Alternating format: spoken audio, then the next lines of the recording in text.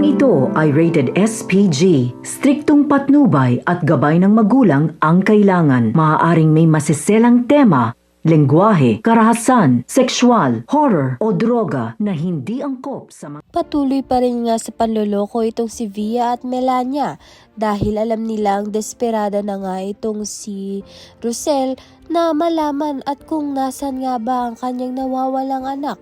Subalit kasama nga niya itong si Chris na maghanap. Alam naman nga ni Chris ang katotohanan, subalit pinipili nga niyang hindi sabihin kay Rosel ang katotohanan. Nakikita niya nang nahihirapan si Rosel, subalit hindi pa rin nga niya sinasabi na ito ngang si Belle ay tunay niya ngang anak dito nga kay Rosel. Sa kabilang banda naman nga nalaman na nga ni Belle ang katotohanan, tunay na ama niya nga itong si Chris. Ngayon ngay kukomprontahin niya na nga itong si Chris dahil nga nalaman niya na nga katotohanan.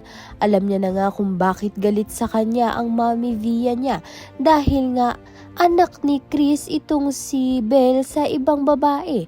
Kaya naman nga't naiintindihan niya nga kung saan nagagaling itong si Via.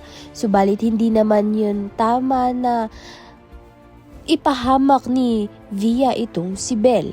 Kaya naman nga't yan at iba pa ang dapat natin pakaabangan. Maraming salamat sa iyong panonood.